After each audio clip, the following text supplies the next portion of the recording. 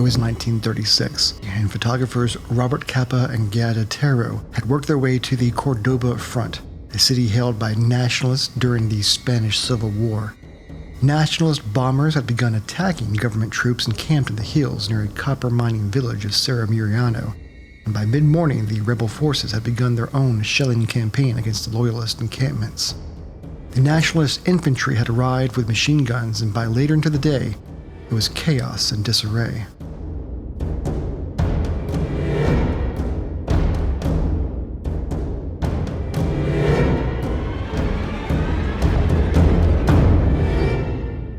By nightfall, the rebels had retired for the night, but would return the following day to finish what they started.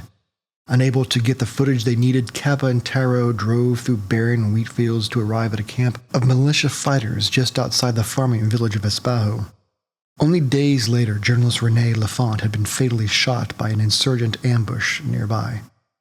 Upon arrival, the militia fighters were happy to accommodate the photographers, posing for pictures and acting out scenarios. They ran up the hills in a combat crouch while their officers beckoned them forward. They would kneel in the grass, aiming their rifles. They would stand at the edge of the trenches, brandishing their weapons with posed bravado. It would be this type of behavior and reenacted portrayals that would stir controversy for the now iconic loyalist militiamen at the moment of death, Cerro Muriano, September 5, 1936, or simply just the falling soldier photograph. In fact, this type of posed and reenacted behavior for photographers by real soldiers was becoming commonplace. After all, the Spanish Civil War was the first war monitored by modern media. Though there were quite a few soldiers around at that time, there was one soldier in particular that Capa was spending time with at this encampment. He recalled this soldier was a bit apprehensive about climbing over the sandbags and dropping back down to the trench because of the ongoing machine gun fire. But Capa followed him during the final attempt and held his camera above his head to take a shot. It was in that exact moment where Robert Capa captured the instant the soldier was struck in the head by the machine gun fire. In his own words, Capa remembered the moments leading up to this shot. The infantry of men moved forward as they were being pushed against an onslaught of machine gun fire. The 20 or so militiamen would test their progress little by little. He said, "Testing repeated itself 3 or 4 times. For the 4th time, I just kind of put my camera above my head and even didn't look and click the picture when they moved over the trench, and that was all. That camera which I held above my head just caught a man at the moment when he was shot. That was probably the best picture I ever took. I never saw the picture in the frame because the camera was far above my head." He would end up having to wait in that same trench for 2 hours with the dead body before he could safely get out. And at that time, he didn't even know he managed to successfully photograph the instant the man had been shot. In the image captured by Capa, we see this soldier dressed in civilian clothing, but with a leather cartridge bag. His arm is outstretched as he topples backwards, his legs having given out.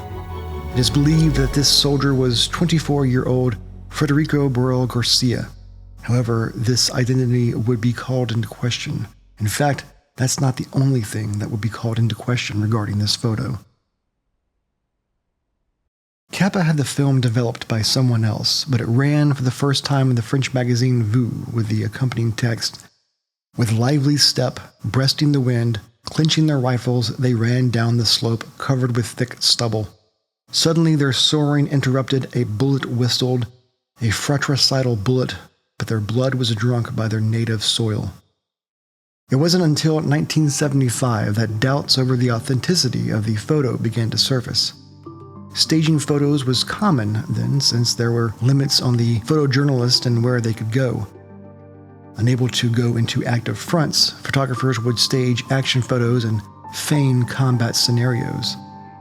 In a 2009 book by José Manuel Sesperagui, Shadows of Photography, he concluded that the photograph was not taken at the location originally suggested, but instead in the town of Espejo. By enlisting the services of historians who examined the background of the photograph, it was concluded that the landscape was in fact from Espejo, and that the serviceman in the photograph was killed by a sniper firing from a distance while the man posed for a staged photo. In interviews with Robert Capa, he mentioned that the militiamen had been killed by a burst of machine gun fire rather than a sniper's bullet. He also gave a different account for the vantage point and technique he used to obtain the photo. When a Spanish newspaper sent reporters to Espejo to examine the location of the photo, they returned with photographs showing a close match between the present-day skyline and the background in Capa's image. There's even been a dispute on what type of gunfire was involved. Was it a sniper? Was it a burst of machine gun fire? In his book, Sesparagui suggested that the front lines were too widely separated and that there was no evidence that snipers were used in the Cordoba front. That all might be of little concern when compared to the actual identity of the man being shot. Was it in fact Federico Borrell Garcia? Well, records show that Garcia was killed at Cerro Muriano and was shot while taking shelter behind a tree. That's not even to mention that the two men do not greatly resemble one another. The Spanish Civil War waged on for 3 years, lasting until 1936. Soon after the photo ran to the public, Capa was acknowledged as the greatest war photographer in the world by British magazine Picture Post. But Capa had no idea what his image was doing for quite some time after he turned the negatives over. For 3 months he toured with servicemen taking photos. It was only after he got home did he find out that he was now a famous photographer. Whether the photo was staged or not, the elements captured within the shot still ring true. The image of the falling soldier, arms thrown back with a gun just about to fall from his grip, elevated the importance of war photography and photojournalists to the effort of documenting conflict. It inspired a generation of photojournalists to go out, be brave, and capture raw and provoking photos.